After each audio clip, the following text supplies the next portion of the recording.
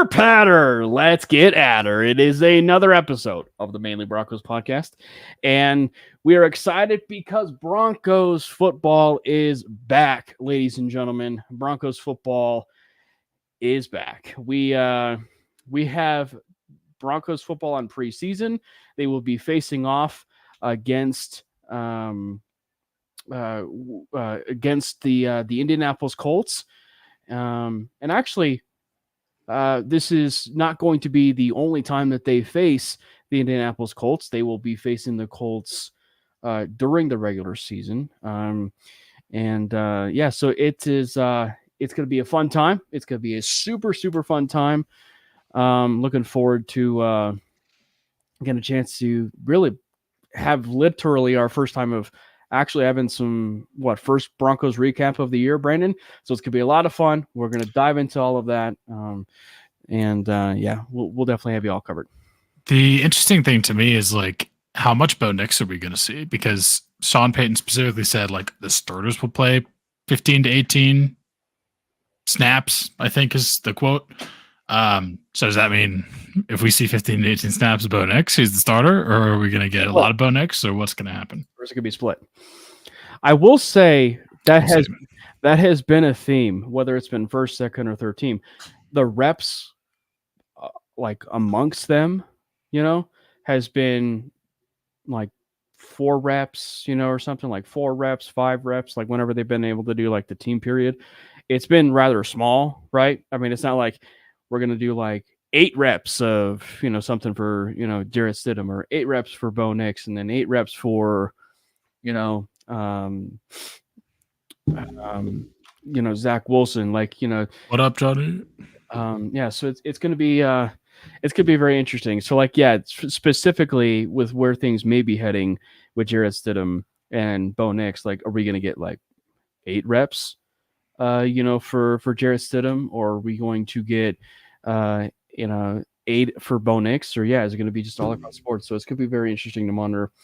I'm assuming we're going to get an entire Zach Wilson game, which might end up being the preseason game number 3.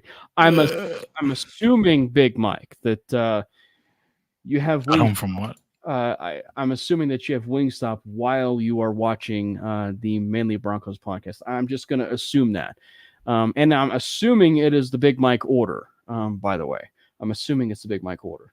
And Brandon, if you want to know what the Big Mike order is, you're just going to have to DM Big Mike, and he'll fill you in on what the actual Wingstop or his Wingstop order is, and then he'll fill you in on it. I think I've gone to Wingstop one time. I'm telling you, my lifetime. I'm telling you right now. Chick-fil-A is the best chicken sandwich on the face of the earth. That said, the second and maybe 1B answer to probably a chicken sandwich is Wingstop. Them's fine words. We'll see. I mean, you could literally put any flavor that you want, Brandon, that they do on their wings on the chicken sandwich. What's the best wing? I've only been there one time. So for the chicken, it wasn't that good. Not gonna lie, but I might have got the wrong thing. But that's why I've only been there one time. So when I did the chicken sandwich, I've done it a couple times, but I did garlic parmesan chicken sandwich. Okay. And then the last time I was able to do it, I did spicy Korean, which was really good. So I went, garlic. I'm not a spice guy, so I didn't really think to get that. But if that's the best one, I mean, it's all up to you, depending on what you feel is the best one. I just know that whatever I got the first time I went there, it was. So I didn't think. I don't think I got the right thing. Yeah, I mean, maybe you didn't get a chicken sandwich. I just know it's probably better. It is probably better that if you need to actually hear from someone who is probably the best source regarding Wingstop, you may want to reach out to Big Mike. That's all I'm saying. All right. Because I imagine in probably the next 5 minutes he's going to end up getting sponsored by Wingstop. Is my guess. Loaded show for you guys here. We'll like I said, we'll talk about the preseason. We'll talk about some training camp. First things first, of course, is been the news, and we touched a little bit on it on 5280, the 5280 podcast. Caden Stearns is actually released. And, I definitely do say it's a surprise, but I thought it was very interesting, Brandon, when they were describing it, and particularly Sean. And I think that while Stearns is younger, or young, I should say, he the way that Payton phrased it was that they wanted to go with I should say they wanted to go with some of those players that were on the roster currently, right? Which is a nice little theme that we've been seeing with this Denver Broncos roster. They want to go young. They want to be a young nucleus that can be able to be developed, over time. That said, though, oh man, that's really not, positive words. I don't feel like in the direction of Caden Stearns. Obviously, he was injured for a little bit of camp, but that would almost tell me that the performance level of Caden Stearns wasn't, at all up to what it, should have been for him, especially for what we were expecting and the impact that we were going to be, possibly seeing from him in 2024. It was a big year for him. It's a pretty disappointing to hear something like that, and that he may not have been taking that next step, Mm-hmm. Yeah. I mean, it was quite surprising to me that I just kind of saw that roll across the feed on the 0.4 seconds that I've opened Twitter every week. He does not use Twitter. It's probably one of the reasons why he went to private. No, that's because everyone thought that I was the NBA player.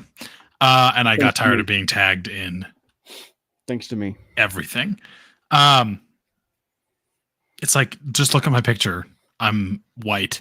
Anyway, it's just like, bro, I don't understand. But the Caden Stearns release was shocking to me, to be honest. Like, the Broncos clearly either think very highly of JL Skinner, or maybe Caden Stearns was not as recovered or presumably healthy as we would have liked him to maybe be, because that's really been his biggest issue, is availability and not being able to be on the field. I think he only played a full season his first year. Yeah. So that's kind of been the biggest problem, but really good year too. A really good year. Yeah. Obviously, Brandon Jones, PJ Locke are the starters. It just kind of seems like a kind of a far cry from like what we're used to, which is having, we know we have Caden Stearns and he's a good safety, but he's kind of still behind the Kareem Jackson, the Justin Simmons starters. So it's going to be really interesting to see what that safety room looks like. We can continue to say just re-sign Justin Simmons, but he is in New Orleans, ironically, and probably will likely be signing there. Last I saw is like he's still in New Orleans, like for a day-long visit. I don't understand why it took so long for him to get signed or even have any visits. Like, maybe it's just him wanting to like pick where he's going, but that just blows my mind. Like, he's just a top 3 safety. Like, even if you don't want to say he's the best safety, he's a top 3 safety. And I don't understand. But I will just say this: it's trending in that direction. I'll just say that. You'll just say that per sources. Yeah. I just don't get it, but it'll be interesting. I mean, I don't know. This seems like it is a JL Skinner decision more than anything else. I don't see how it can possibly be Delarian Turniel, who's still injured and don't know if he's going to make this team. Yeah. And everyone else in that room is just very... If anything... I don't know. Maybe they're looking at camp cuts.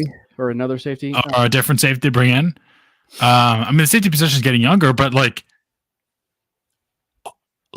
show me anyone in that room on that depth chart at the safety position that can play like in a game. Obviously, I'm not saying I know them better than Sean Payton does, but JL Skinner, we don't know. 24. DTY. What? Caden Stearns is 24. So yeah, I mean, so I'm just saying, like, I think when we say it's age, He's 24. Oh, I see what you're saying. Yeah, the younger thing just seemed to be, I don't know, it's kind of weird. Turner Yell, who knows? Tanner McAllister, Omar Brown, Smith, Devon Key, they're just all guys at this point. I will say this. No hate to your guy Omar Brown, but I just don't know. I don't know. It's interesting to me. It just seems like it's more of a JL Skinner thing. And you know what? I hope it is. Like, I want to see him come out and do anything. Like, he just has barely played at all. And go ahead. I will say this though. It's not just the JL. I think it's JL Skinner dominates it, but Devon Key has been the other player, that has been getting some run at safety. I mean, he was a corner, converted, safety. He's basically kind of like what they've been wanting to do with Omar Brown, which is corner safety, kind of deal. So Devon Key is just that kind of guy. He's been kind of getting some of those reps with Skinner. I agree with you. It's very Skinner dominated, but we can't forget about a guy like Key. So, but I'm curious about how they want to use JL Skinner. I didn't mean to interrupt you, but I'm very curious how they want to use him. Yeah, I mean, I just want to know what that turns into. Very, very, very physical safety coming out of college. He kind of was like given the Kareem Jackson / I'm just going to stick with the Kareem Jackson comparison because I'm just going to stick with the Kareem Jackson comparison, but there were definitely some other comparisons out there floating around of like his style of play and who he reminded people of. Okay, I'll say it, Steve Atwater. I couldn't bring myself to say it because I'm like, come on, that's too much. That's too far. That's like, he's done nothing. But I've seen that comparison. I've seen it. I said Cam Chancellor last time. Cam Chancellor, okay. But I'm excited to see what happens. He hasn't done anything so far here, but I mean, we'll see. They must be excited about him. Clearly, like, he has the kind of skill set that they like. Maybe they view him as the Kareem Jackson replacement. Maybe they view Brandon Jones and PJ Locke as the future of that safety room, and JL Skinner is going to be kind of that. Maybe they use him as a roamer, although I feel like that's going to be more of what we're going to be using McMillan for. I don't know. It's going to be interesting, but I just was surprised. That they got Caden. I will just say this, and I mentioned this on 5280. The trend of upwards for JL Skinner, it seems like it's been trending that way from scout team. And I know I say scout team, but if you go back and listen to some of the comments that Peyton made a month ago or a couple months ago back in OTAs, he talked about Skinner. He talked about his development. He talked about how he has been trending upwards, how they were very impressed with the mental side of where things were trending for him. And I think that, for where things are going right now, I don't think you make that move of cutting Caden Stearns if you feel very comfortable about where things are with Skinner, his development, and especially how they would truly want to use him. And the other thing too is he's a very unique safety. They can definitely use him in probably that same rover role that Stearns was, or probably where they were wanting to use Stearns, which was a rover. I think the thing with JL now is you could use him in a much more physical capacity, which is that true enforcer. I'm wearing as everybody can see, I'm wearing the Mighty Ducks, D2 uniform. So I think going with the physical, the Dean Portman, Fulton, the Bash brothers, not necessarily the Bash brothers, if you will say, but just a physical enforcer for that safety room, I think is going to be very needed, for that room. And so I think he will definitely bring a lot of that intensity there. Yeah. I just wish we could bring back Justin Simmons, but I'm going to stop saying it. Because It's not going to happen. But I will tell need you. it. You say I wish we had Kyle Hamilton. We did have Kyle Hamilton. It was Justin Simmons. Yeah. Yeah. Anyway. But what got a chance to see this. What's up, D-Rock? I actually appreciate the fact that D-Rock says Miller time, because now that Von Miller is unfortunately not a Denver Bronco, Miller time still works. Miller time still applies, but it applies of course to the MHRT Network and Manly Broncos podcast. This is Miller time. Yeah, Miller there time. we go. That's right. Who, by the way, for the longest time, probably since God created the earth, was Brandon's profile picture for like the longest time. It was Miller time, bro. You take a picture of Von Miller squared. I'm not switching off that easily. But Nuggets won a championship, so that's right. And you got a picture of the trophy, so it's kind of hard to pass up something like that. By the way, let's do some quick diving into, of course, the depth chart real quick. That was one of the biggest things we didn't get a chance to touch too much on. Full disclosure, the first depth chart, it doesn't matter. I will say this, but it matters. Everyone cares.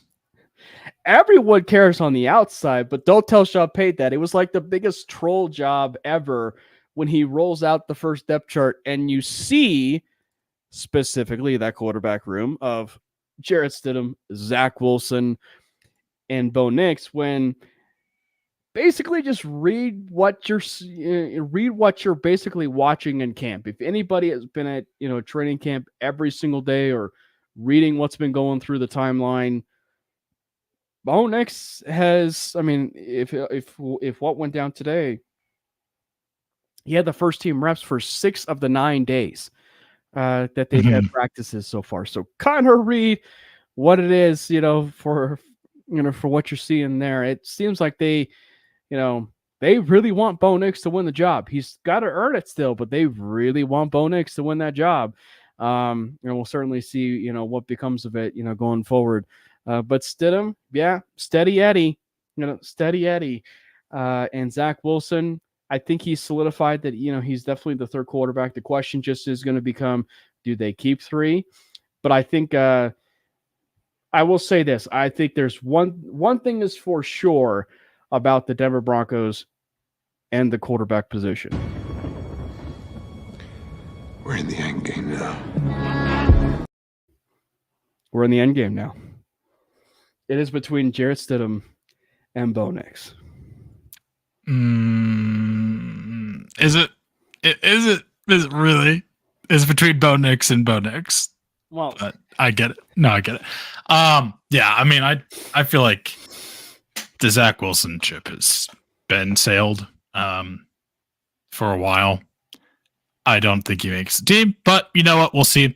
And I'm excited to see what both of these guys do in on Sunday specifically. I don't know. I keep hearing good things about and reading good things about Bo Nix stacking days left and right. And it's so funny that everyone's like, oh, well, he's so taken first team reps 6 of the past 9 practices. Like, that means nothing. If you look at the depth chart, every single rookie on this team is that's just what Sean Payton does. Like, he wants to make you earn it. By the way, Travis, it just blows my mind. By the way, Travis, if you could hold it, we'll answer that at the end of the show here. As far as we're rounding out, so if you could stick with us, we'll answer your question. It's a great question. We'll make sure we can get it answered near the end of the show. Thank you so much for hopping in with us. But we will answer it. Remind us too if we go on tangents. The one thing you'll know about myself and Brandon is we love bunny trails. So we have a tendency to get on some bunny trails. So if we don't get a chance to talk about it, remind us, and we'll make sure we answer your question near the end of the show. So I just think that, specifically, and this is something you and I've talked about before, if he's continuing to stack these days and, and he's really proving that he's the guy, and he's doing some of the little things. And I mean, like, he was even asked about that depth chart specifically. He gave a very leaderish answer, to the depth chart, and because they asked him, they said, how do you feel about the third being third? And he goes, I could care less. He said I couldn't care less. Yeah, I couldn't care less. Like, that's a leader right there at quarterback. I mean, like, it's just the way that he gives off the vibe whenever he's in every single presser, whenever he's in every single, frame of mind, the way that he operates. It's just, you can just tell that, he's played a lot of college football, that he's played a lot of games, that he has that leadership aura about him and the way that he carries himself. So that's the intangibles side of things that I think, you can't necessarily see on the field from the player side of things, but more so with how he carries himself and how the team follows, the lead and everything else. So, but yeah, he's a fun conversation. It's a fun conversation to talk about, Bo, but there are some of those little things from the player side of things where he's really picking up fast, Brandon. Yeah, I mean, I think, again, we've talked about this. Bo Nix is older. He's matured. He's not like most rookies as they come into the league. This guy knows how this game is played. He's not going to be deterred by being third on a depth chart. And he's literally at the training camps. He's participating in the training camps, and he's obviously knowing, like, they're trusting him to do more and more and run with the ones more. And he's, from what I've heard, beating both of the other quarterbacks. Like, and I guess it depends where you get your information, because there's some weird variety in terms of what you see about how well he's doing, which is kind of funky. But from what I can tell, particularly close. Mm-hmm.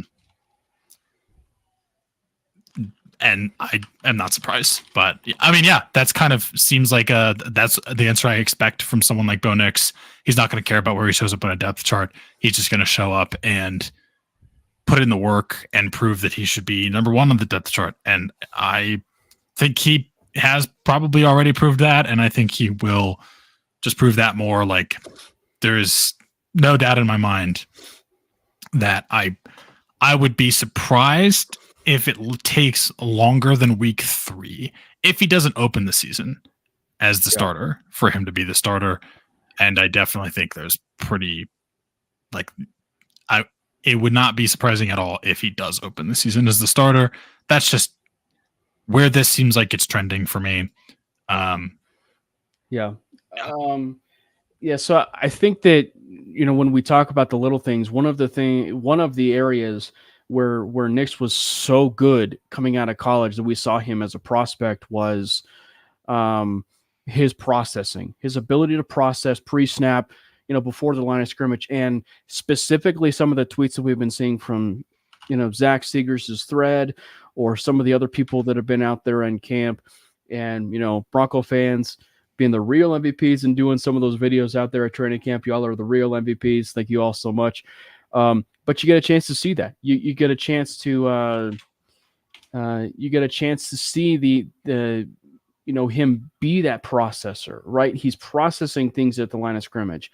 He's processing things pre-snap. He's making calls. Jaquan McMillan even mentioned something to that in one of the pressers, that he changed a play at the line of scrimmage. He changed a play and was able to, go out of that. So those are like the little things that are big things, really, in the grand scheme of things, about how he can win that starting job, right? And so I think that, if those are things that end up translating to games, which I would hope that they do, then I really do think that, you're going to be looking at a case where things are going to be separating more often than not here in the coming weeks and the preseason. I do think things are trending. We'll talk about the preseason here in a little bit, but I do think things are trending that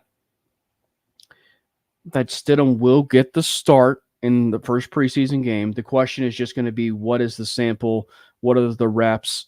that Stidham will be getting, and then it's probably going to be leading toward Bo, and then obviously Zach will be the one to finish things out. But I mean, ha. So, Big Mike, what's your Wingstop order? Yes, Big Mike, I saw you turned your phone off for 1 minute, but please respond to. I don't know it. Please respond to Brandon in a DM. He wants to know what the Big Mike Wingstop order is, since you are a unofficial sponsor, or they are an unofficial sponsor of you. Moving forward with some of the other stuff of the depth chart. The offensive line doesn't change, basically. I mean, the offensive line really hasn't changed. The only one that is of significant note and something that all of us have been following is the center position. It's actually Luke Wattenberg, who of note has been taking the first team reps, in training camp and in practice. Alex Forsyth, though, what's interesting is it seems like the running game has been better when he's been in there, but the player who has been handling most of the first team reps has been Wattenberg.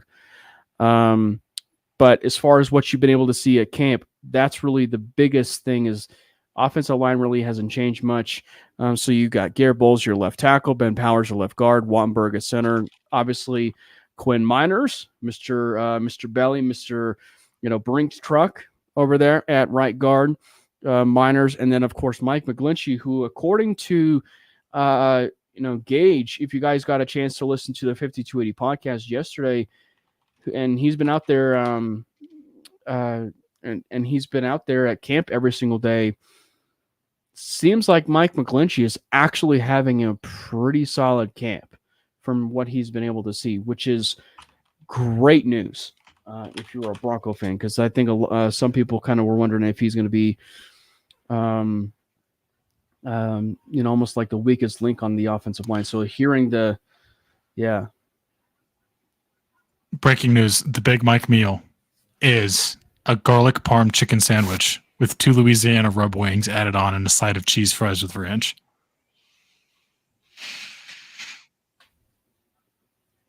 You have your homework assignment, Brandon.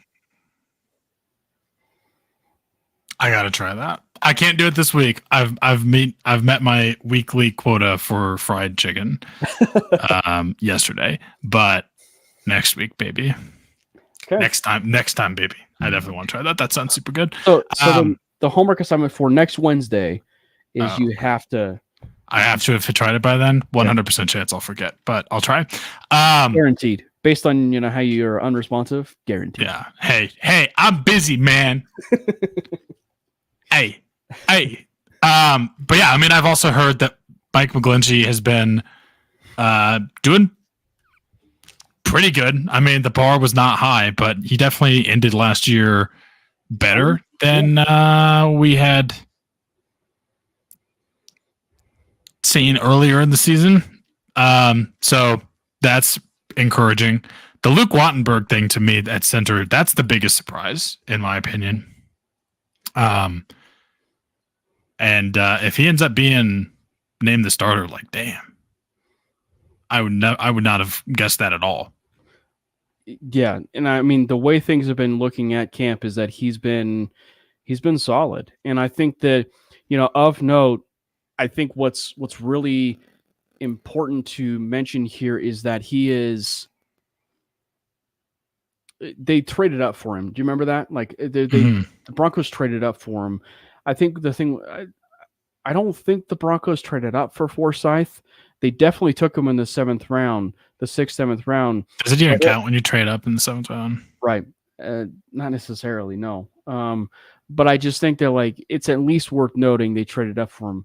But if they do decide to roll with Forsyth, and whether that ends up going the route with Wattenberg, I think it's at least worth noting that there is some versatility there with Wattenberg, where he's been able to play guard and he's been able to play center. But just from the simple fact of that, he's been able to at least be really solid, and at least for the moment right now, hold off Forsyth at that starter position, should actually give the Bronco fans some hope, because there was a lot of people, ourselves included, who felt like Forsythe was going to be the starting center. I mean, I definitely believe that. But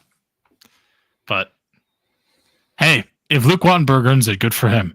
That's right. But that would be, to me, that would be probably the surprise of camp / the off season, personally. Moving forward with some of the other positions, you have wide receiver. Wide receiver, I will say it's actually, this may be one of the ones where I will say it's actually not surprising with how they orchestrated, the depth chart here. Obviously, as we know, Troy Franklin is low on the depth chart because that's what rookies are like. That rookies are low on the depth chart and everything. But you have Cortland Sutton, Tim Patrick, Marvin Mims, Josh Reynolds, Brandon Johnson, Little Jordan Humphrey, Philip Dorsett, David Sills, Michael Bandy, Devon Vele, Jalen Virgil, and of course Troy Franklin. So I think that as far as what you've been able to look at that, it's actually not that surprising. Like truly, it is. It's really not that surprising. I will say though. But Troy Franklin is last on the depth chart. I will say though, Devon Vele, man, I see that comment there by TP 2.0. By D-Rock. He's someone I would probably want to file away. I mean, he has been making some plays, and I mean, obviously, I think I tweeted about the RAS score. A lot of people have been comparing him to Patrick, and I rightfully agree in terms of for one, he wears his number.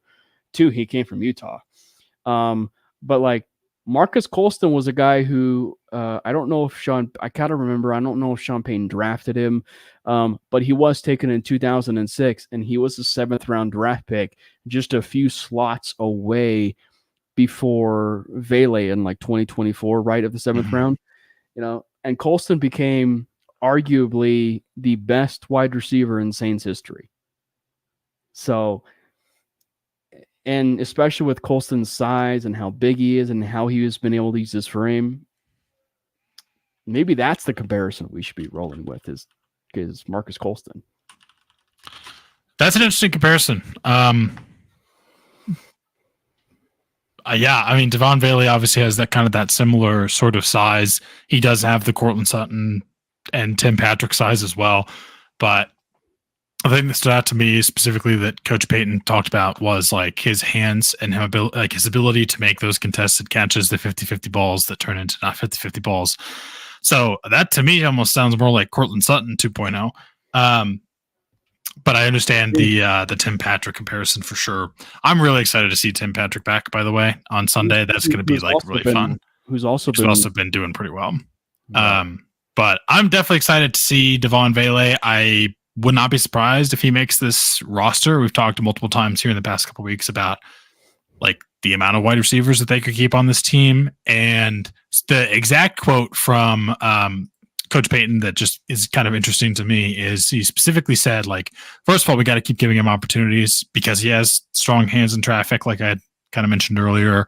But the next part of that quote that is interesting to me is when you're throwing to him, he has such a large catch radius, you become a more accurate quarterback. And that just, not that Bo Nix requires more, he's not an inaccurate quarterback, but you have a guy that can make plays like that and has the large catch radius. It makes it easier for your rookie quarterback to not have to put it perfectly on the exact spot in the speed of the NFL where no one else except your wide receiver can make a play on it. Not that he can't do that, but it's going to be a lot harder than it was in college.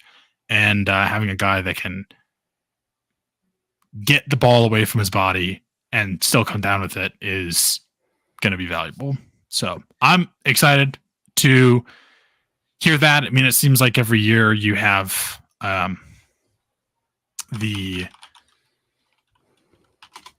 year, you have the undrafted guy. Was he undrafted? No, he was a 7th round draft pick. Okay, never mind. close enough. But you have the late round / undrafted guy that comes out of nowhere and impresses.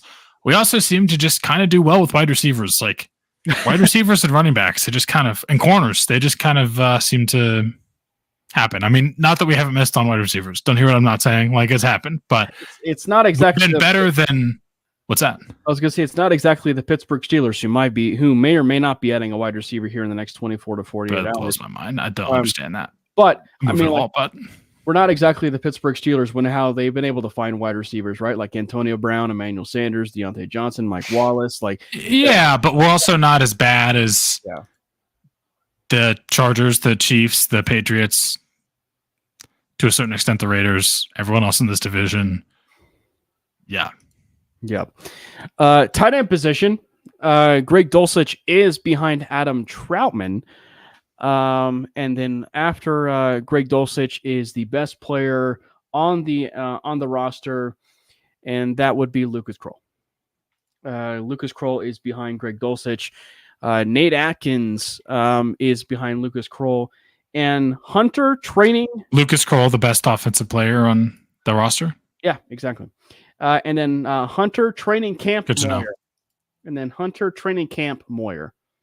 Actually, Hunter training camp Moyer. Yeah.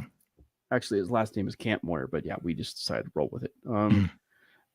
Yeah, he was a late addition, to the team, and then of course, Thomas Yasmin, from I think he actually came from Utah too. Oh, that's nice. Thanks. Love that. Appreciate that. It's exactly what I needed today. That's right. Yeah, man. Yeah. Nice. Love it. Cool. I can't continue with this. What were we saying? But as far as the tight end position, really, not much more we can really lead off with, other than what we've been basically mentioning for, how many podcasts now? Podcast episodes now, Brandon. Dulcich looks really good in camp, man. Dulcich looks fast as fuck, man. Yeah, like please let it work out. Please, that's all I care about. That's all I want. And the thing is, like, I don't know whether or not it's that Riley Moss is bad or just Dulcich has been really that good in camp right now. I knew that Dulcich was a very fast tight end and a very athletic tight end who can be that space creator, that extra space creator for the offense. So I just think that, like, for what we've been able to see in camp, he is just lighting guys up.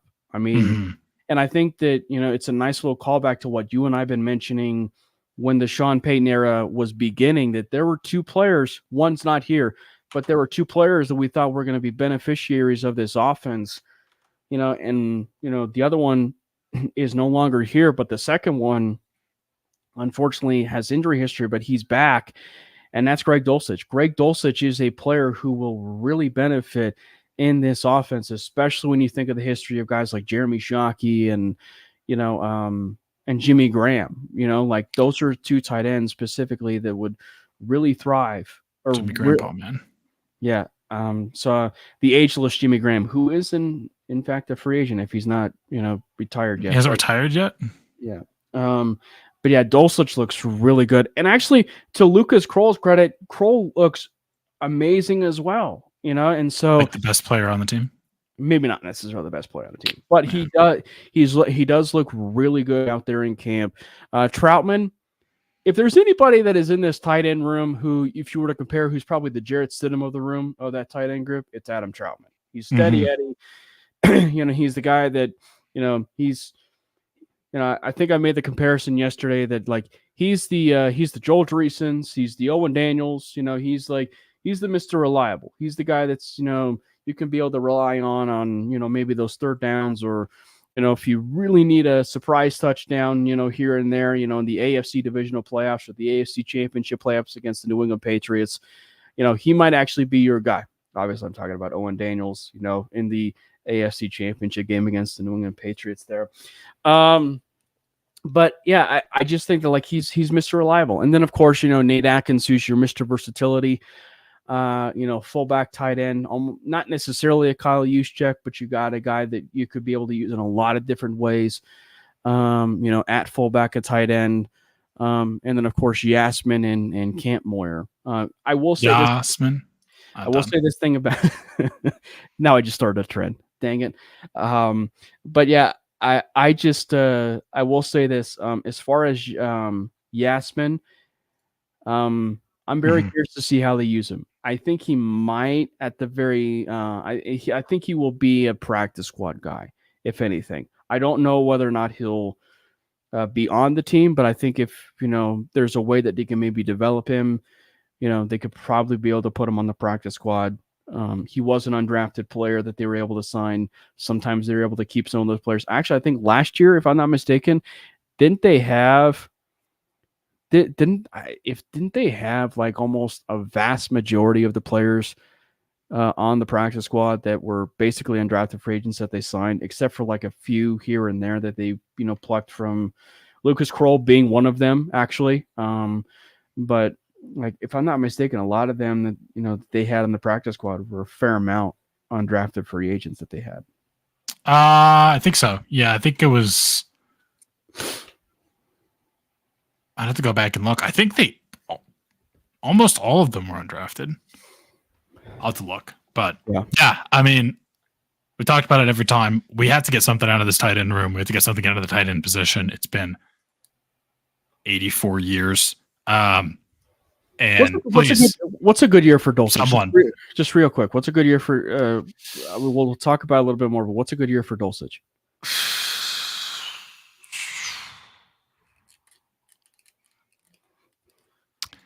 You know what? I'm not even going to care about yards or aside from the obvious, which is I'm not going to care about yards because aside from the obvious, which is finish 17 games. Well, yeah, but I think if he gets if he can catch 40 passes and get 4 to 5 touchdowns, I will be happy. How many yards? 4 to 5? 4 to 500? Probably. Yeah. Fours across the board. 40, 44. 40, 404. I'd be happy. 40 catches, 40 yards, 4 touchdowns. They're all 1 yard catches. 40 catches, 400 yards, 4 touchdowns.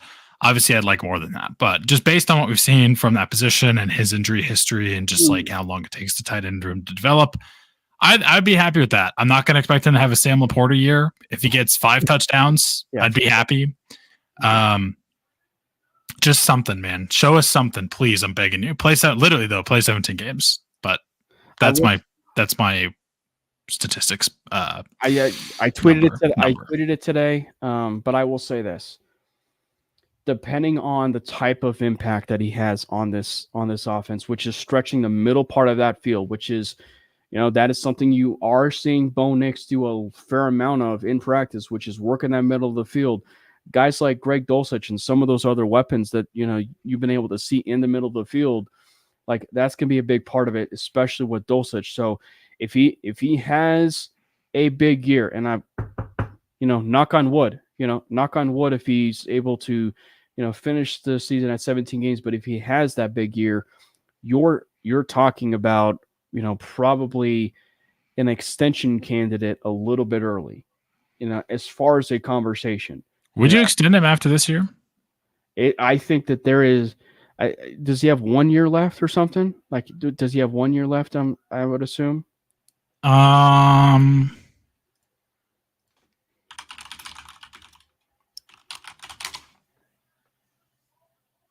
he taken in 2 years? I think. No. Yeah. Oh, you mean this is his last year or 1 year after this? Oh, it goes through the 2025 season. Okay, so he's a free agent in 2026. Yeah. Okay. Yeah. So I mean, but like that's the thing is like it's a conversation that we will actually end up having to entertain. You know what I mean? Like it's a conversation we're going to actually end up having to talk about a little bit, and I think that like he's going to enter that conversation about, okay, if he has at least a 400 year coming off that injury, and then to what D-Rock mentions here, if he goes forward and he has, say, an 800 yards type season, and he has, 5 to 6 touchdowns, you're talking about obviously a situation where obviously you're not going to pay him, a boatload of money, but it's going to be worthwhile as far as, monitoring about him being that extension candidate, for the team, because he's going to prove, at least at that point, if it all goes true, a pretty valuable weapon for that offense. Yeah. So what do you want to see out of Greg Dulcich? I mean, obviously, like we said, the very obvious is 17 games, but if you don't want to talk about the 17 games, which is obvious, I think your benchmark is probably appropriate. I think that, I think it's appropriate, the 400 to 500 type season, because, well, one, it's a standard tight end season. It's a standard tight end season. If you can get that 400 to 500 yards and roughly 3 to 4 touchdowns, I think that's a good season. It's a good season for Dulcich. Mm-hmm. Moving forward with the running back, and I did see some defensive questions, and then and actually Dreamweaver, right now it's leading toward Wattenberg. I will say this. The running game, specifically from what I've been able to hear and the times that I've been able to be at camp, Alex Forsyth has been the best run blocker. And so the running game has actually been a little bit better with Forsyth in the lineup. He hasn't had a lot of reps, of course, with the first team. That's been Wattenberg. But, so it's certainly something to monitor. I don't think this center position is done, though, as far as, who ends up taking the reps at, first team. And you got to state the obvious, right, Brendan? Forsyth has a relationship with Bo Nix. So at the very end of the day, is that going to end up taking the edge over everything? Is the fact that he's, is the fact that, like, he's got the relationship, but especially too, like, if you're able to get some of that running game a little bit better. It definitely could. I do think, though, Sean Payton is not the type of coach where he cares about that. Let's be real. Like, do I think that Bo Nix would go to bat for his guy if he feels the most chemistry with him? Absolutely. Do I think that Sean Payton would legitimately consider that? Absolutely. But I think that Sean Payton's going to be like, who's the guy that's going to give me the best opportunity to win football games? And if that's not Alex Forsyth, then it's not going to be Alex Forsyth. To maybe the chagrin of some people, because you would, again, think that would make a difference. But when it's Sean Payton, you don't know. It could not. But I guess we'll see what happens. Again, that's why I was quite surprised to hear about the emergence of Luke Wattenberg, and that's not even just because of the Oregon connection. I think it was mostly just, I think Alex Forsyth is a great center. So if Luke Wattenberg could come out there and beat him out, like, dang. I think if you see more of a competition for that center position, I think a lot like the QB position, I think they want Forsyth to win the job.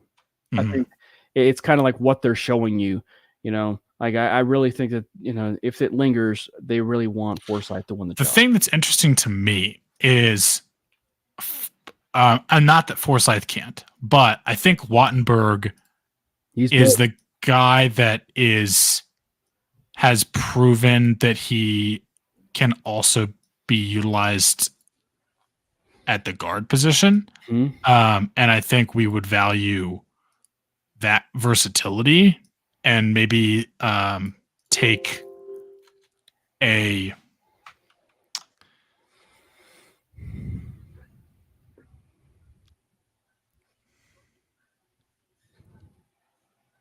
don't pigeonhole him into just the center spot is all I'm trying to say here. Yeah. Finishing up the offensive side of the depth chart, the running back position. If there is probably the biggest surprise of the depth chart, it would be who they have at number 3. But Javonte Williams, Samaje Perine, then Jaleel McLaughlin, then Tyler Beatty, who did get hurt today. I don't know what the status is. I just saw that he left the field. Who did get hurt today. And then Audric Estime, and then, of course, Blake Watson, who did come back to camp, and we'll get a chance to see, him, and maybe he's one of the people that, Brandon and I will be following, for training camp. So, so that's fun. I want to see him in preseason. I want to see what he's going to do. That's what I meant. Preseason, and maybe he's one of those guys that we want to watch, who maybe that we think that we are most looking forward to offensively, in the first preseason game. So we'll get a chance to talk more about the running back position if that is in fact the player that we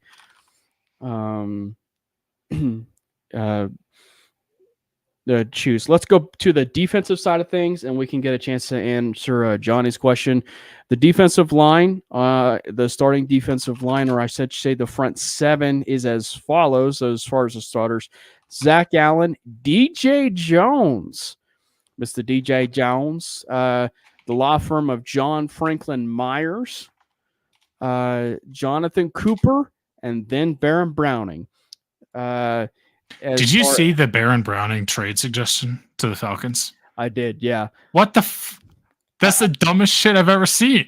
Well, I mean, and that's so stupid. Obviously, Browning is our most talented edge rusher, but in a room where you don't have a number one edge rusher, which is emergence of depth or everything, you're making it worse by trying to at least inquire about the idea of trading Baron Browning away. You're actually making it worse, and especially with given the current status of Benito, who's been injured, and it seems like it's been a nagging back injury. You know what I mean? So I just think it's interesting, for them to give that idea. And yes, he is in a contract year, but I also think that he's their best edge rusher too. So it's just it just makes zero sense, from that perspective. And frankly, I think he's worth more. And maybe that's just something, about my level of,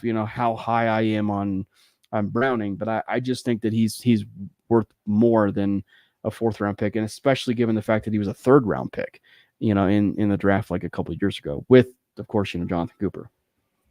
Yeah. That was pretty funny to me. But there's absolutely no way that I would trade Baron Browning. I definitely wouldn't trade him for a fourth round pick, but I would not trade Baron Browning right now. He is set up in position to make a big impact. I also, though, did hear, speaking of just the edge room in general, Jonathan Cooper was making some plays. I think specifically today, he was killing it. So I'm also quite excited to see, honestly. Okay. So we've kind of talked about this, but what are you most excited to see on Sunday that's not Bo Nix?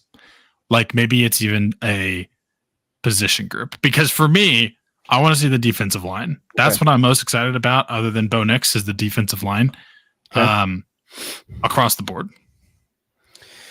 So we were just talking about Cooper. Johnny mentions, besides Jonathan Cooper, Sean Payton, who'd be starting, up on that other side of the edge. I think it's fair to assume it's going to end up being Baron Browning.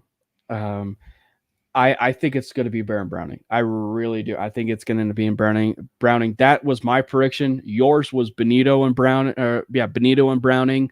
Obviously, Benito's lingering back issue and back injury kind of has derailed that. I think the defensive line is a good one. I think what gets interesting is that you want to limit yourself and really make it a player. That's where it's going to get interesting. And I think that on the defensive side of the ball, if we go a little bit to the cornerback spot, I'm very curious to see about what is the depth of corner. What's the depth of corner? So one player in particular that, if you guys have been following or getting a chance to talk with me, at least, on X and Twitter, like, I will say Art Green.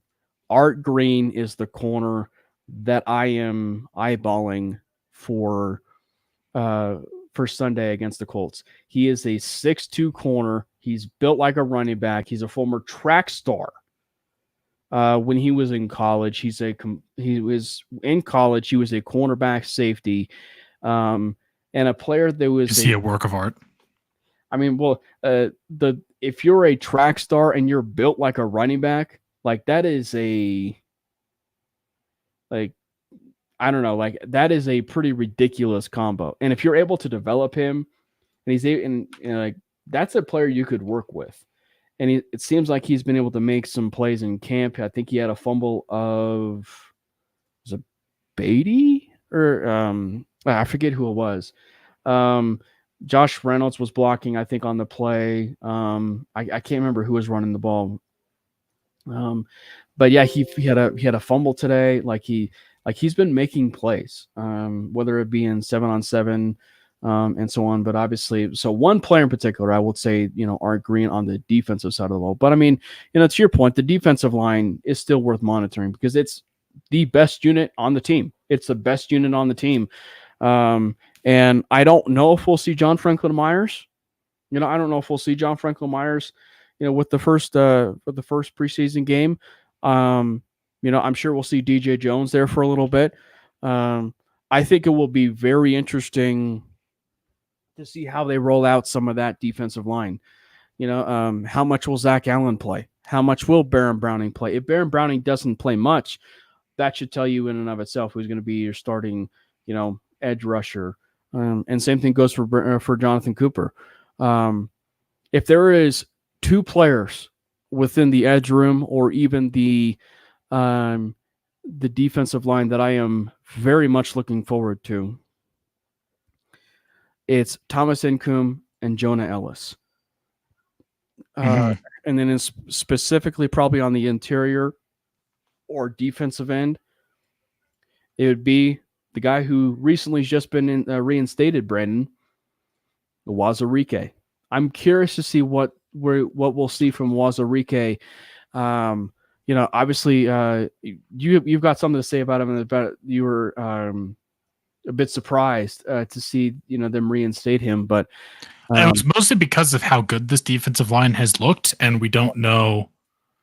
Jonah Ellis, I'm fucking excited for as well. That's also the kind of part of the reason I wanted to say the entire defensive line. I didn't want to just say edge, although I am very excited for edge.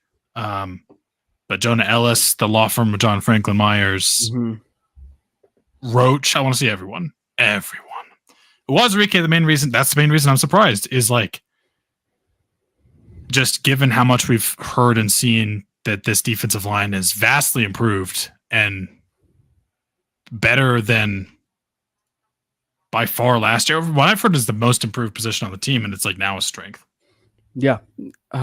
Okay, so obviously Zach Allen, DJ Jones, John Franklin Myers, Malcolm Roach, those are going to be in your four, right? So then it becomes, some of these players are going to be, battling, right? And you just tell me whether or not Wazarike is better than this player, okay? Straight up. Angelo Blackson. I mean, how do I know? How would I know is the problem. That's the problem I run into. Elijah Garcia. Let's go with that. Is he better than Elijah Garcia? Not based on what we've seen. Okay. Which is very little. Is he better than Jordan Jackson? I don't know. Is he better than Matt Henningsen? I don't think so. So he's got an uphill climb, to your point. He's got a little bit of an uphill climb. Even though he was reinstated, he's got a little bit of, of that climb. I will say the thing that Wazarike has in his game is he can fill up the stat sheet a little bit. I mean, if you go back to the one time when he was in a game, Kliss even mentioned it, what was it, last week or the day when he was reinstated, he blocked a field goal. And that has been a reputation in his last year at Iowa State, where he blocked 3 or 4 field goals or even 5 field goals when he was at Iowa State. And he had over 10 tackles for loss and, close to 10 sacks. He was a stat filing machine at Iowa State. And so he clearly has some versatility to him where they might be able to work with him either on the inside or at defensive end. So I'm curious to see how things, work with him on that interior and that defensive end. But yeah, he's got a little bit of an uphill battle there. Jonah Ellis, man, specifically in this preseason, I'm curious on some of those playmakers. Typically, when you have preseason, is a really good way where you get a chance to see some of those playmakers really shine out. Probably more so on the offensive side of the ball than you would on the defensive side of the ball. The inside linebacker, as far as one of maybe the fun little wrinkles of the depth chart, Brandon, that I will say, that you are probably maybe looking at with the depth chart, you got Alex Singleton, but when you go to that other position, and it's been a nice little conversation for us, it says Jonas Griffith or Cody Barton. So they still don't know, who's really going to be starting alongside Alex Singleton, or that's their plan, or that's their plan in the sense that like they want to maybe roll with Griffith or Barton a few times here and there as they work a little bit alongside Alex Singleton. What are your thoughts on that? I think it's still going to be Griffith. Griffith had a fantastic camp. I just don't see how it's not Griffith, but that there's got to be some reason here, right? Yeah. Did you hear about this, by the way? So Big Mike puts this in the chat. Apparently Singleton raced Knicks today at practice. No. And it was neck and neck. Zach Stevens had a tweet about it. That apparently it was, yeah. So, I mean, yeah, that's interesting. And maybe either like Singleton wasn't expecting, maybe it wasn't actually like a professional race. It was just something like, race it to the, like kind of like what you do as kids, like, race you to the top kind of thing. And so like it's unplanned, so I don't know. If it was something where it was a timed race, that's where I'm kind of curious of, what the results will be. But it's still interesting. It's neck and neck. So if you're a Knicks guy and you're big on his mobility, might want to file that one away a little bit. I will say this though, one player who's kind of stood out a little bit from that linebacker position has been Lavelle Bailey. Lavelle Bailey, he was an undrafted player, undrafted linebacker. He's made some plays at camp. I don't know where things are going to sit with him. Sternad has, I think he was injured today. Sternad is a special teams ace. Like Sternad will be, your special teams weapon, right? And we know that that's been, the case for Griffith. I think the thing with Griffith that really gets an edge over a guy like Barton is his leg up is that he's really good on special teams. He's really good in coverage, and he's really good reactionary as a linebacker. And I think where you really see that athleticism is, in camp so far. Like he is truly, there's an argument to be made. He might be one of the most athletic players on the team right now. And so you really do see it in practice. You do see it in camp. So I still think very much that, Barton is going to be on the team. Barton will very much be on the team. The question is just going to be, how do they use him in, pass sets, special teams, what have you. And do they keep, 4 linebackers? That's going to end up being the question. I don't know. It'll be interesting to see kind of what happens there. I don't know if I can see them taking or keeping that many, but I guess you never know. I'm honestly pretty surprised that Justin Sternad has stayed on the roster for as long as he has because he hasn't really shown much. But yeah, Lavelle Bailey is going to be really interesting to kind of follow. I think if they're going to keep, I think maybe they might keep 4. If they're going to keep 4, I think 3 are already locked up. Like they're all battling for that one spot. Right. And it's going to come down to what does Vance Joseph value the most, or who makes the most plays. Now let's get to the secondary. Obviously, you got Pat Surtain, but right now the opposite corner that they have is Damari Mathis or Riley Moss. Then they have Levi Wallace, Art Green, Tremont Smith, and then the other law firm of Chris Abrams-Drain. Who I've heard really good things about. He's killing it from everything that I've read. There is, just be blunt on this, if there is a player in the future who could supplant a guy like a Riley Moss, Damari Mathis, or even a Levi Wallace, because that's been, some of the talk is that, Levi Wallace, Chris Abrams-Drain, based on the plays that he's been able to make, might be a name you want to file away for the future of, him maybe being a cornerback too. And in the future, who knows, given the idea of, as I see here with Big Mike, maybe they do move Riley Moss to safety.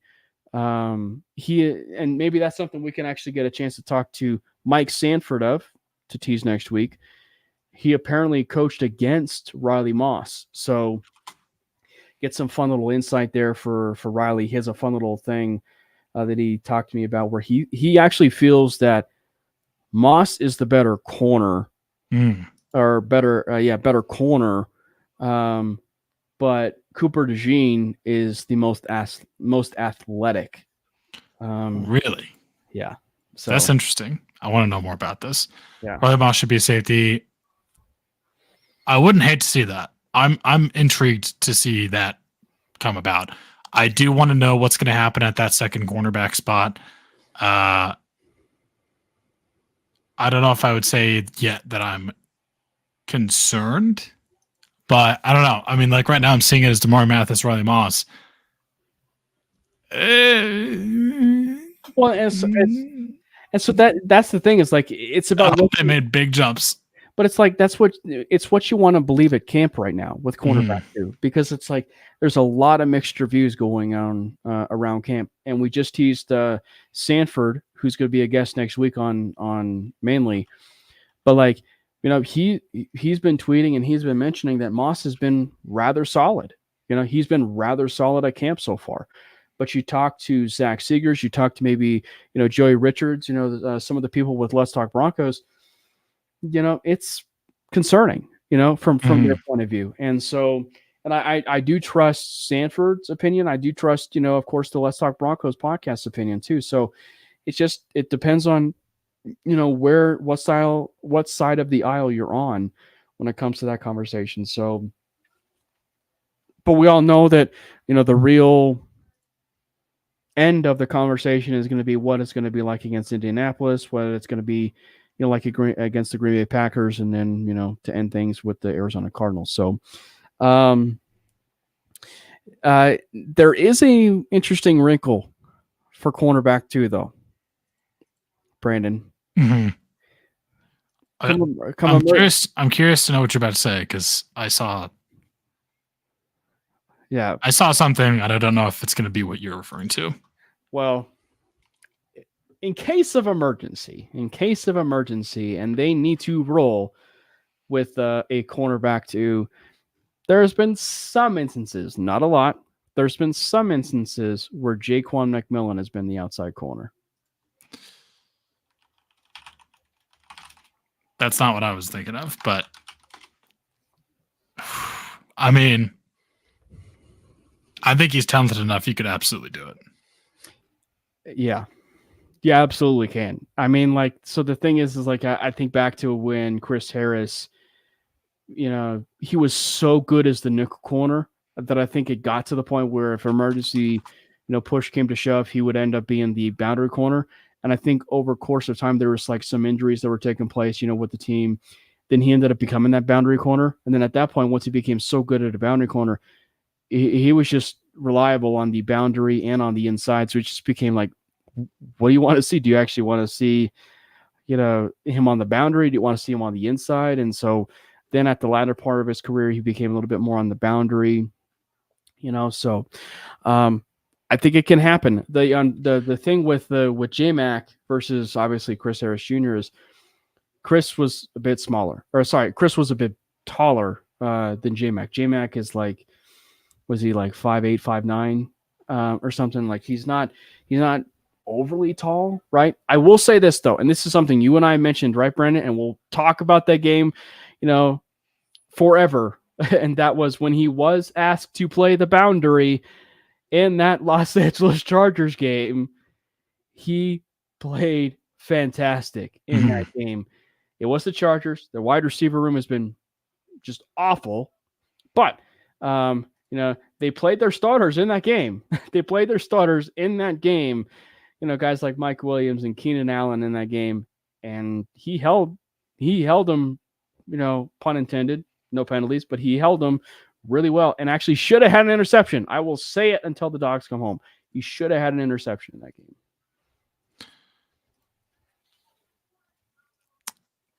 Do you want to know what I saw? Yeah, no, please inform the crowd. Apparently, the idea of Chris Abrams-Draine just straight up becoming your cornerback 2 Broncos Ave is not far-fetched. Broncos Ave, and I think I saw it somewhere else as well. But I know Amir Broncos Avenue is definitely a fan. And I am a fan as well. Yeah. Even though it's a little undersized, he's we've seen it before. What is he, 5'11"? He's about 180 some pounds. I think the thing that you have to file away with specifically Abrams-Draine and specifically with the fact that Jim Leonard, who's the now, secondaries coach, right? You look at some of the corners that he's been able to work with at Wisconsin. They are 5'10", 5'11", about 185 pounds. So Draine fits the mold of what Leonard has always been working for, and they are physical corners. They're physical corners for that size. So it's not out of the realm of possibility with the way things, certainly look, and with how he can play corner. And he's really got some unique athleticism. And I think an underrated trait is he does have some special teams value. Mm-hmm. If they wanted, to certainly use him on those new kickoffs, it'd be an interesting wrinkle. We touched a little bit on the safety position. We don't need to talk about that as far as, too much, but putting a final bow, we got the preseason game now, Brandon. What I think the one thing we should probably clarify, what the first preseason game is, and especially the preseason in general, is let's just get away healthy, right, Brandon? Let's just come away healthy. That's all I want in life, please. Right. But what are some of the big things aside from players we're excited for, positions we're excited for? What are you really hoping to get out of the first preseason game aside from health? Yeah, obviously I want to see Bo Nix and what he's going to do in this offense and what that just looks like in general. I already kind of talked about it, but I really want to see what the defensive line is going to look like this year, and specifically like what we're going to do at edge and in terms of getting pressure on the cornerback. I said quarterback. It sounded like cornerback. On the quarterback. We're going to pressure the cornerback on his opposing sideline. We're going to recite his girlfriend's phone number to him. If you know, you know. I want to see us pressure the quarterback. I want to see what the defensive line is going to do. I want to see what the edge room is going to do. And I am definitely really excited to see Jonah Ellis. That's going to be super fun. If I'm going to say, what do I want to take away from this first game? The biggest thing is I just want to see Bo Nix look like a quarterback. That's really all I care about. I want him to look like a legit quarterback. I want him to make some good plays. I want him to come out of the game healthy. I want him to show that he's understanding this offense, whatever vanilla version of it we're seeing. And you know what? I also want to see if it only happens one time, I'm happy with it because I don't really need to see it more than that in the preseason. I want to see one vintage Javonte Williams carry. Okay. Just one. Then take him out. Mario and I were talking about it specifically from Javonte Williams' perspective, and it would be really nice if in preseason one of the plays that they call is a halfback screen or something where they get him into open space and he gets a chance to run, and you get the chance to maybe for one play he has the brace on his knee, but it's the brace that it detaches, so that like as he's running. You get the Forrest Gump meme. So as he's running, he's breaking the brace and he's finally getting freed and everything. So you get a chance to actually see the Javonte Williams again. That'd be pretty cool. So. Or I want to see him come out come out onto the field in like a wheelchair, being pushed on a wheelchair with a blanket draped over his leg and his leg like elevated. And then he just like throws a blanket off, stands up and runs out onto the field and rips a 30-yard carry. Or better yet, the Willy Wonka style, the Gene Wilder version, he comes out, in a cane, and he's limping and, very much, get the feel of, oh man, this is not looking good. And then he tumbles and falls and he's back to exactly the way that he was. Mm-hmm. Yeah. I think that for me, I'm very curious about, how aggressive the defense will be. You mentioned about the defensive line. Remember the defense in preseason, like, and how aggressive they were in preseason. Some of the things that you and I talked about, like, even last year about how aggressive they were. We really didn't get a chance to see that until that winning streak, right? We didn't get a chance to see that winning streak until with how aggressive they are. So I'm curious to see how really they will be, because they were sending very creative blitzes, right, Brandon? Like they were sending some creative blitzes in preseason, and we didn't get a chance to see it. We didn't get a chance to see it until that winning streak started to really unfold. So I'm curious to see either how dumbed down things will be a little bit on the defensive side of the ball, or how aggressive, right? So I'm curious about that. And then it happened obviously with Russell Wilson to at least give them some confidence. But I think on the offensive side of the ball, what I would be curious to see is Jarrett Stidham, Zach Wilson, Bo Nix, doesn't matter who it is. When it comes to fourth down, Brandon, how aggressive will they be on fourth down? Remember how aggressive Sean was on fourth down, with Russ, and then he hit Jerry Jeudy wide open, for the touchdown on that fourth down in preseason. I think it was against the 49ers. I think it was in that preseason game. But like, how aggressive will he be? How aggressive will, he roll with specifically, and I'll just, say it, Bo Nix. Like, how aggressive will he be with a guy like Bo Nix? And then maybe that'll tell us a little bit about maybe how comfortable he is or aggressive he would like to be with Nix at quarterback, despite the fact that he's a rookie. Yeah, I mean, I definitely think you're going to see some more aggression in the preseason than you might see in the regular season. Just kind of see what that's going to look like and how these young guys handle it, specifically how Bo Nix handles it. So I wouldn't be surprised. Like, I do think that actually will happen. And I'm definitely excited to see how that pans out.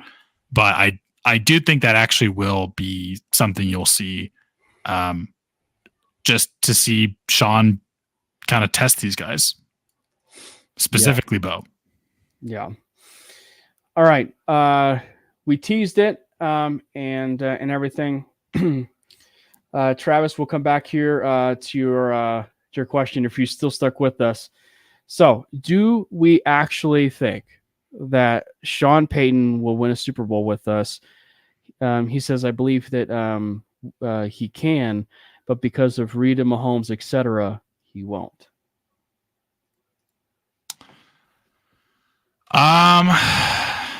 You never know what happens. So the biggest thing to me is you get in the playoffs. You get in the playoffs, anything can happen. You never know what's going to happen. I'm going to try to say this in the least Broncos fandom way possible. Do I think it's likely? No. Do I think it could happen? Yes. Sure. Because it's Sean Payton. Like, this is one of the best offensive coaches in And it's unpredictable. the NFL. You don't know how things can shake out easily. You never know what's going to happen. Injuries happen all the time. The Chiefs still don't really have a wide receiver that they can count on. Yeah. And again, you get in the playoffs, anything happens. Just get in the playoffs. That's all you need to do is get in the playoffs. And do I think that the Sean Payton get in the playoffs with this team? Absolutely. Mm-hmm. Well, and I think that the thing is if Bo Nix is that guy, right, which we pray and hope that he is that guy. If he is, that's the guy. That's the quarterback you want to have go toe to toe with Patrick Mahomes for at least 5-6 years until Mahomes hangs it up, and then you have your guy who could be the face of the division, going forward, right? Be the face of the division now at that point, and so if he's going to be that type of quarterback that's going to go toe to toe with Mahomes, that's honestly what we've always wanted from the beginning. When Sean Payton either had Russ to work with Russ or quarterback of the future, you want a quarterback that's going to go toe to toe with Patrick Mahomes. So if that can be, what's going to happen, I definitely think it can happen, especially, in the arms race of the AFC and how competitive the AFC is. It can change on a dime in 1 week with possibly who is, who's going to possibly be winning a Super Bowl. I mean, you might actually hear us as soon as we do our, season previews and everything, but like, we might actually not have the same Super Bowl for who's going to be, going to the Super Bowl this year. Cause like so I don't think it's out of the question, that the Broncos are going to be at a Super Bowl. Do I think it's going to happen? As you said, no, but you can't rule anything out because it's such a bizarre league, and specifically such a competitive league that it's a do or die conference right now. So you're telling me there's a chance? Exactly. We're basically telling you that there's a chance, that there's a 1 in a million chance that it could still happen. I saw another one. I think it was from D-Rock. Yeah. So he says, hypothetical, if we go 9 wins, he says he says 9+ wins, and he says it's going to happen. Who's the potential player you would like Denver to sign next? So future talking right there.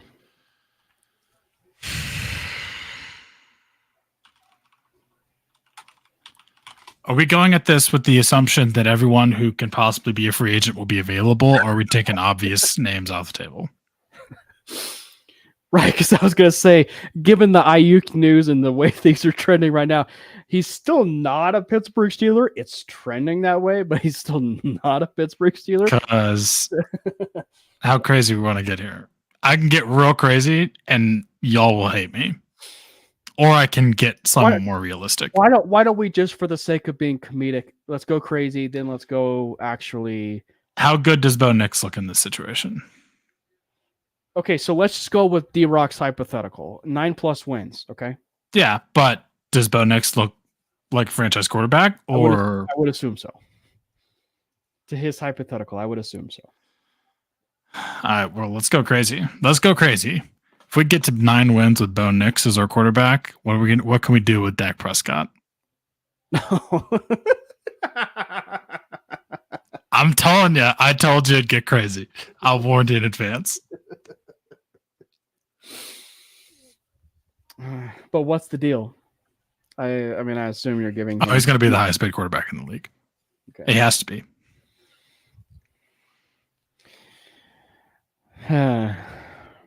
Okay. I don't know if I would go. So you went crazy. So what is the thing that you feel like, I wouldn't say is likely to happen, but realistic? Who's a player that realistically you would think that they would go out and sign? No. I want to hear your crazy one first. Crazy? T. Higgins. Crazy is T. Higgins? Okay. I mean, I don't think they're getting T. Higgins anyway, but I'm just saying, because I mean, CeeDee Lamb's going to end up re-signing with Dallas. The Ayuk thing will happen one way or another. He stays with the 49ers, signs a bag, or he goes to the Steelers and signs a bag. Crazy, I think, is T. Higgins, and I still don't even think that happens. Because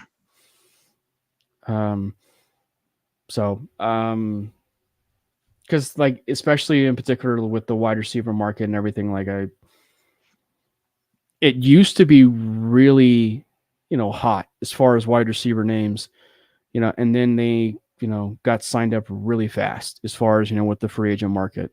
Yeah. Because it's not an insanely huge free agent pool next year. It was originally, but then until everyone got paid. Well, like people got paid. Yeah, because Amon-Ra got paid, Nico Collins got paid. Like those are guys that are gonna get paid. Yeah. Like those are obvious names.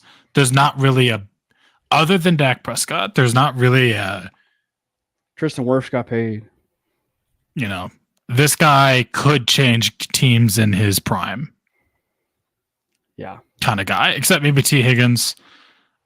Chris Godwin would be interesting. But I don't know if that's crazy either. No, I was going realistic. Yeah. But that's why I'm saying T. Higgins is crazy to a degree, because it's like I don't see it. Like, I think it's actually the way things are trending now, it's probably far more realistic they invest in their wide receiver one or their first round draft pick, a wide receiver, than they would, getting a guy like a T. Higgins.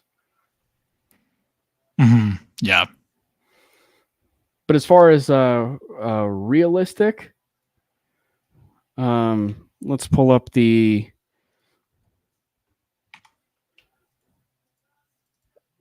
this list here. So who'd you say your realistic one was? Chris Godwin. Chris Godwin would be realistic. Okay. That's somewhat realistic to me.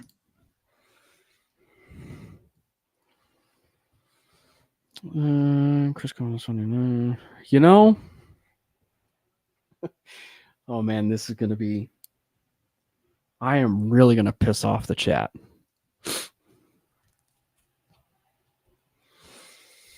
Why is that? Stephon Diggs. Okay, but did he look good this year? I think Stephon Diggs could be, I don't want to say washed, but okay, I'll stick with it. I just think that, like, if there was anybody that I would be curious of, like a name like that, who at least is far more realistic of the bunch, because you mentioned Chris Godwin, I'd say Stephon Diggs. They paid Nico Collins. I don't know whether or not they want to pony up and give Diggs that deal. I really don't, especially after they basically butchered the deal that was already there at Buffalo and basically remade it a whole new deal. And he is a problem. He definitely is a problem. But I know that schematically, Diggs actually would be fantastic with Sean. He would be incredible fit-wise, player-wise. I mean, actually, I will be honest with you. Like, if you go up and down, maybe Amari Cooper, maybe, but like, and he's been injured, a bunch right now. But Diggs, Higgins, Brandon Cooks obviously is turning 32. Feels like he's actually a lot older than that. I don't know. Diggs might actually end up being one of the better fits of that wide receiver, maybe the best wide receiver fit now, looking at that list. I need to see what he looks like this year first. But yeah, I mean, it'd be interesting. Although, what do you think about the stuff about him being, I don't know if this is true, but kind of he's a wide receiver, but kind of a diva. Yeah. in a locker room. That's where I'm kind of turned off a little bit. But I think the reason why it's I don't want to say cancer, but yeah. Yeah, no, yeah. But I think the reason why it's realistic is it could turn some teams off, and so much so that his options might be somewhat dwindling, and he may sign another 1 or 2 year deal with his next team, and then it might actually end up being the Broncos. So I wouldn't rule anything like that out. I mean, and as far as some of these other positions, so Khalil Mack is an unrestricted free agent. Zach Martin's probably headed toward retirement. Cam Robinson, maybe.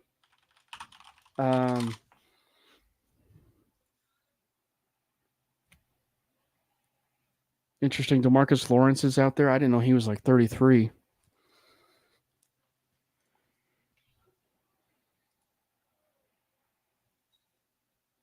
But I mean, it's less than appealing. I mean, obviously, you got, depending on what happens with Chase Young in New Orleans, Yeah.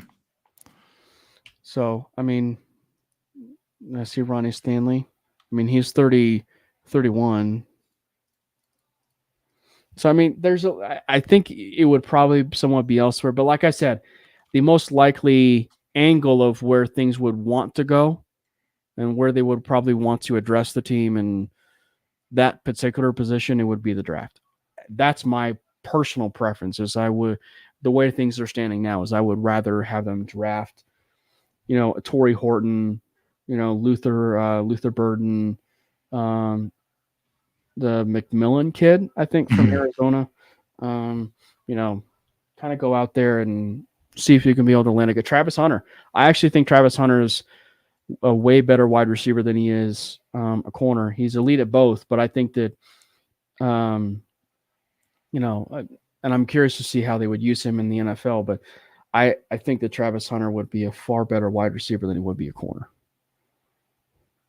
So I would be going to get the wide receiver personally. But of course, the other thing that they could do, draft a tackle that they've not done since Garrett Bowles. Could happen. Yeah.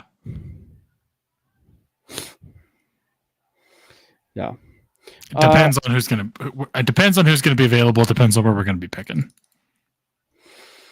So, Graham, I get what you're saying, but also by the same token, it's also what the NFL scouts would prefer for him too. You know what I mean? It's like if he's listening to NFL scouts and they view him more as a corner than they do a wide receiver, he'll make a little bit more of a transition to corner. Or if the NFL scouts say, no, we actually think you're going to be a little bit of a better wide receiver, then he'll make a transition to wide receiver. I will say, though, don't rule out the possibility of like load management happening with Hunter to where you actually see like he goes to a team, and his snaps are somewhat limited to a degree, but it's so that he can play on the defensive side of the ball and play on the offensive side of the ball. Mm-hmm. So I mean, again, like I wouldn't rule something like that out. Any other final thoughts, Brandon? I'm ready for Sunday. Yeah, I am very excited for Sunday. Looking forward to some Broncos football. It is back. Want to thank you guys again for hopping on the Manely Broncos podcast. Make sure you hit that thumbs up button. That's right. You see that thumbs up right there. Hit that thumbs up button. Make sure you hit the subscribe button for the MHRT Network over there on YouTube. And make sure you stay tuned for next week as we will have Altitude Radio's Mike Sanford. He's been out there at camp. He's actually on during the mid part of the week with Chris Dempsey on Altitude Radio. He's actually been a collegiate coach before for Boise State and, of course, the CU Buffaloes. Tremendous insight, as we said, in what we were talking about with Riley Moss. He's been out there at camp, so get a chance to get some nice little feedback and maybe get some chance to maybe get some coaching feedback, right? Get a chance to get some coaching feedback So it'll be nice to have him on. Make sure you follow Brandon and myself there over on social media at Cameron Parker PO, at Brandon Miller PO. And of course, there's the Twitter handle at Manely Broncos. We've been encountering some Twitter premium issues, of course, with Manely Broncos. So we probably won't be going live on Manely Broncos anymore. At that Manely Broncos, we will, of course, be retweeting and doing all sorts of other content that's show related from there. But just of note, we won't be going live there, probably anytime soon, given the whole Twitter premium, and you can't go live if you don't have Twitter premium sort of thing. So anyway, thank you guys so much for hopping on. Thank you guys so much for hopping on, and to everybody who has been in the chat. D-Rock, Johnny, Dreamweaver, Muhammad. I see you. I see you, Muhammad. Didn't get a chance to see you there. And of course, Big Mike giving Brandon his Wingstop assignment. I should say his homework assignment for next week. I'm telling you, you need to follow through and make sure that that's a finished homework assignment before Wednesday. You got to do it, Brandon. I'm just telling you, you got to do it. I got to run like 3 miles first or something, man. I got to earn that. It's okay. It's cardio. You need the cardio. Anyway, thank you all so much again for hopping on the Manely Broncos podcast. For myself, for Brandon, this has been another episode of the Manely Broncos podcast. See you guys next Wednesday. Fast lane when I pass in the street, bag of money in the passenger seat. Simcoe's been asking for me on the road from the west to the east. Way up, I might never come down, cause the coast racking up the flight miles. So high, I might never come down, so what, this is my lifestyle.